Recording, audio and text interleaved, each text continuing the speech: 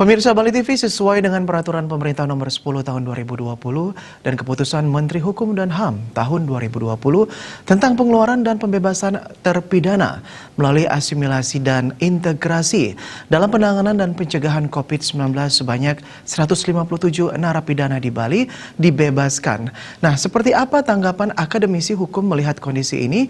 Berikut kita sudah terhubung dengan akademisi Fakultas Hukum Universitas Pendidikan Ganesha Dewa Gede Sudikamaku. Selamat malam, Om Swastiastu, Pak Dewa. Swastiastu, Pak Dwi. Oke, Pak Dewa, bisa dijelaskan kepada pemirsa Bali TV ini apa plus minus penerapan kebijakan pembebasan masyarakat di tengah pandemi COVID-19 ini, Pak? Yes, Pak Dwi, sebelum saya menanggapi pertanyaan Pak Dwi, mungkin sedikit saya koreksi bahwa saya merupakan staf pengajar di Fakultas Hukum dan Ilmu Sosial Universitas Pendidikan Ganesha. Begitu, Pak Dwi. Yes. Sebetulnya Pak Dwi menyikapi pandemi COVID-19 akhir-akhir ini tentu kita cukup prihatin begitu berkaitan dengan setiap harinya terkonfirmasi hari ini misalkan mencapai 218 kasus. Jadi total seluruh Indonesia itu adalah 2.490 kasus begitu. Tetapi khusus untuk di Bali terkonfirmasi hingga data yang saya pegang adalah 43. Kemudian yang sembuh adalah 18 begitu. Artinya begini, kita kaitkan dengan peraturan Menteri Hukum dan HAM yang dikeluarkan yang baru-baru ini dikeluarkan oleh Menteri Hukum dan HAM, sebetulnya adalah itu ingin untuk menghambat atau memutus rantai penyebaran COVID-19 ini, Pak Dwi. Begitu. Tetapi kalau dilihat track record sebetulnya pengurangan atau pembebasan bersyarat yang dilakukan oleh Menteri Hukum dan HAM ini sebetulnya adalah benang merahnya itu adalah berkaitan dengan over capacity yang dimiliki oleh lembaga pemasyarakatan khususnya di Indonesia. Begitu. Nah, sekarang momen yang sebetulnya bisa dimanfaatkan dalam tanda kutip oleh pemerintah untuk memberikan pembebasan bersyarat ini kepada para napi begitu, khususnya yang berkaitan dengan untuk dalam rangka mencegah dan menghambat penularan COVID-19 ini, Pak Dwi. Begitu. Itu yang saya melihat memang ini sangat berisiko begitu kalau kita lihat kapasitas, kalau data yang saya miliki gitu ya, kapasitas LP kita di seluruh Indonesia itu hanya terdapat 130.000 gitu. Sedangkan napi kita dari seluruh Indonesia itu sampai 270.000 gitu. Jadi artinya kalau ini memang tidak diberlakukan sangat berisiko. Berisiko itu adalah mempercepat penyebaran COVID-19 ini begitu. Pak Dwi, mungkin ini sebetulnya terobosan yang dilakukan oleh pemerintah Jokowi misalnya melihat negara-negara luar sudah melakukan hal itu. Misalkan kita contoh Iran melakukan hal itu dengan memberikan bebas bersyarat kepada napinya itu hampir 95.000. Di Brasil juga, kemudian yang terbaru adalah Raja Maroko mengampuni 5.000 napinya begitu. Ini berkaitan dengan dampak COVID-19 begitu. Tentu plus minusnya ini ya, plusnya adalah kita dapat menghambat mata rantai mata rantai di penyebaran COVID tersebut begitu. Cuman minusnya adalah tentu apakah ini menjadi jaminan atau tidak bahwa yang sudah bebas bersyarat ini akan tidak tertular atau menularkan. Itu perlu penanganan treatment yang saya kira perlu kerja keras yang dilakukan oleh pemerintah begitu. Tidak hanya memikirkan mengeluarkan dari LP begitu kemudian dilepaskan begitu saja, tetapi mereka harus memiliki suatu pengawasan yang sedemikian rupa supaya bagaimana napi-napi yang dibebaskan secara bersyarat ini memang betul mampu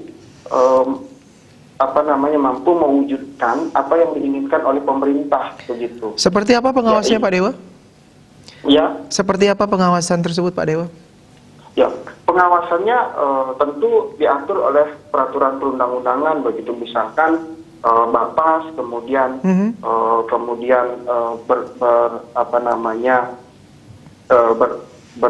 bersosialisasi ataupun bersatu dengan lembaga pembinaan khusus anak. Ini kan yang diberikan pembebasan ini kan narapidana dan anak kan begitu ya. Kemudian lembaga pemasyarakatan dan balai pemasyarakatan ini itu harus mampu memberikan pengawasan yang sedemikian rupa begitu. Pengawasan ini dalam bentuk misalkan nih yang sudah diberikan bebas bersyarat ini misalkan setiap minggunya atau setiap 2 minggu sekali diminta untuk melaporkan misalnya kita benang merahnya adalah tentang penyebaran untuk memutus mata rantai COVID-19 ini bagaimana kondisi kesehatannya. Jangan sampai kita mengeluarkan dalam tanda kutip napi tersebut, kemudian ketika mereka menyebar, kemudian mereka yang menyebarkan virus tersebut dalam tanda kutip. Kita tidak mau itu gitu. Cuman pada saat mereka sudah diberikan kebebasan itu dalam tanda kutip bahwa mereka sudah dalam kondisi sehat. Artinya dengan kondisi sehat mereka harus mengikuti anjuran yang diberikan oleh pemerintah. Begitu misalkan misalnya diam di rumah, kemudian dalam artian tidak keluar keluyuran ke jalan, berkumpul dan lain sebagainya, begitu. Dalam bentuk seperti itu gitu. Baik. Terus kemudian ya Pak Dewa, kebijakan pembebasan bersyarat bagi narapidana ini bagaimana dampaknya terhadap masyarakat dan apakah bisa menimbulkan pro kontra di masyarakat, Pak Dewa? Kalau secara kacamata hukum saya melihat pro kontra di dalam masyarakat sebetulnya bisa dihindari untuk tidak terjadi. Kenapa saya bilang begitu? Takutnya kan masyarakat ini ada COVID-19 nih yang dibebaskan nanti membawa virus gitu. Padahal dalam aturan hukumnya napi itu memiliki hak untuk dibebaskan secara bersyarat begitu. Karena itu aturannya jelas ada. Misalkan kita runtut misalnya di Undang-Undang Nomor 12 Tahun 95 tentang permasyarakatan. Kemudian itu sudah jelas di pasal 14 ayat 1 huruf K misalkan, itu sudah jelas dijelaskan kalau kita membaca penjelasan pasal 14 ayat 1 huruf K itu tentang persyaratan pembebasan secara bersyarat itu seperti apa. Kemudian diturunkan lagi oleh pemerintah Peraturan Menteri Hukum dan HAM Nomor 10 Tahun 2020 itu tentang syarat dan pemberian asimilasi dan hak integrasi kepada narapidana anak dalam rangka pencegahan dan penularan COVID-19.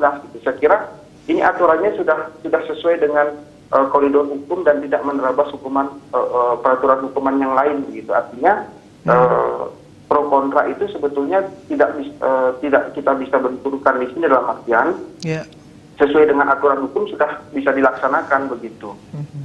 Yang menjadi masalah sebetulnya sekarang adalah apakah napi yang dibebaskan bersyarat ini memiliki kualitas kesehatan yang memadai atau tidak, itu yang perlu sebetulnya kita pikirkan. Ya, kemudian bagaimana peran lembaga terkait Pak dalam mengawasi napi yang mendapat pembebasan bersyarat ini? Nah, ya seperti di awal saya katakan Pak Dwi bahwa ini sangat perlu pengawasan yang cukup ketat. Kalau kita melihat dari peraturan peraturan pemerintah ataupun peraturan Kementerian Hukum dan HAM yang dikeluarkan itu tiga komponen lembaga yang sebetulnya memiliki peran. Yang pertama adalah LPKA, misalnya Lembaga Pembinaan Khusus Anak, kemudian Lembaga Permasyarakatan dan Balai Permasyarakatan. Ini harus bersinergi sebetulnya menjalin suatu komunikasi atau garis koordinasi dan pengawasan, baik itu dengan dinas sosial yang ada. Misalkan di Bali data yang Pak Dwi tadi sampaikan ada 155 Nah, 155 ini kemudian diawasi dalam artian mereka tetap dalam pengawasan Balai Bapas, Lapas dan LPKA ini untuk memperoleh seperti apa yang harus diberikan ke mereka. Dalam artian ya sesuai dengan supaya tujuan pemerintah untuk mengamat dan memutus rantai penyebaran COVID ini memang bisa dijalankan Pak Dwi begitu. Jadi lembaga ini berperan penting begitu. Baik Pak Dewa, terima kasih atas waktunya dan pemirsa, demikian wawancara kami dalam Bali Post Talk News dan tetaplah bersama Bali TV. Salam Indonesia.